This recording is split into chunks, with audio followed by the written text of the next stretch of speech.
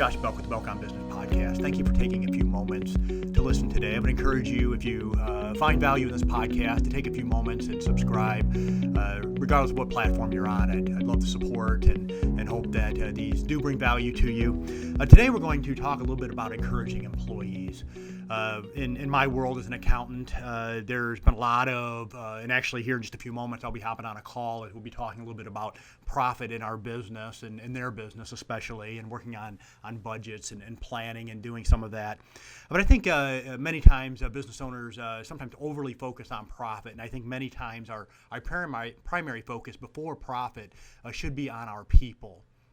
And so I'm going to probably over the coming months maybe just sprinkle in some podcast on people first, on thinking about especially our employees, sometimes to our clients, but the people that we work with. And today I'm really going to focus especially on working with our employees, and especially in this area of encouragement.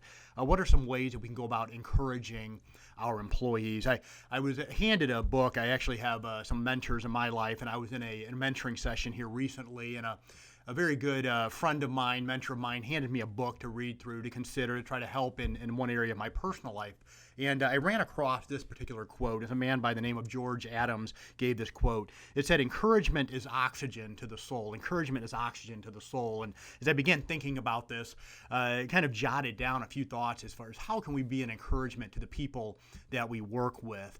I'm reading a book, Howard Schultz, who probably many of you know is a CEO and chairman of Starbucks for many years, and kind of about halfway through the book, and you see this over and over and over again, that a primary drive that he had was really to try to serve and encourage his employees, and he did this in many different ways. And of course, when you talk about stock ownership and some of these more tangible ways, and of course offering health insurance to full and part-time employees, which he did receive some pushback from his shareholders.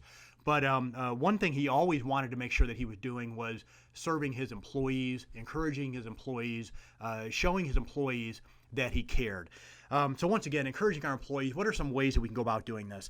First of all, we need to realize that people thrive where there is praise. People thrive where there is praise.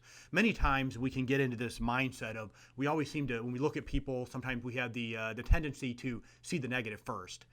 And I think if we're going to be a good employer, I don't like the word boss necessarily, but a good owner of our business, we're working with our employees, we should have the mindset of really trying to see the positive in them first, and really try to praise them for their positive, for the things that they do well.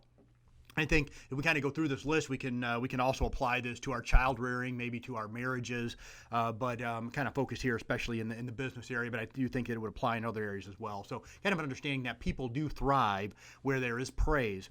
Secondly, speak affirmation, acceptance, empowerment, and encouragement. So we go through and we're speaking to our employees. We need to be kind of thinking about what are some ways that we can show affirmation? What are ways that we can go about showing acceptance? I think that's a good cultural feeling we should have in our business, is that of acceptance, that we are welcoming of all different types of people, different opinions, different perspectives, provided that we're all on the same page in regards to goals and direction. But we are very accepting of people who may view the world in a little bit different ways maybe than we do. Maybe they have a different background than we do, but be very accepting of that and allow for different perspectives in our business. We should empower our employees. Try not to keep them where they're at, but allow for them to grow in the place where they in the business where they primarily operate. Empower them to grow, empower them to be able to speak up, to speak out, to provide ideas, and of course, provide encouragement. Next, show approval.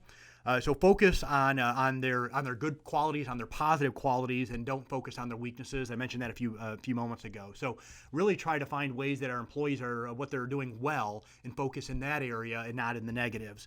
Next, show interest in their world. Kind of going through, and I've seen this in a number of businesses, to where a business owner will go through and find out, what is a charity that this particular employee really likes being involved with.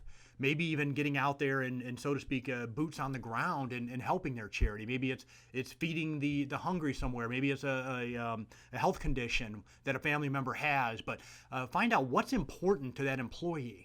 and really instead of just giving them money sometimes, which we can do and we should do, but also find areas in their life that they find is important, and then get involved with them, and kind of going alongside them and helping them and being an encouragement to them in areas that they find important.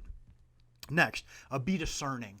Be very discerning. And when I talk about discerning is listening, and listen not to respond or react, but listen to try to understand where that person is coming from. So always be listening to try to understand. And I think many times the wisest person in the room is usually the person that speaks last, the person that listens to everything that's being said and tries to understand where's the person coming from before they speak. But be a discerning listener. So listen to what they are saying, to understand what they mean, and especially to listen with focus and with purpose. So we're always listening with focus and with purpose to try to understand where they're coming from. Real simple, I think shorter of the podcast, just some hopefully some practical ways, some thoughts that we can go about trying to show encouragement and be an encouragement to our employees, and really try to put people first in our business. Once again, this is Josh Belk with the Belk on Business podcast. Have a wonderful day.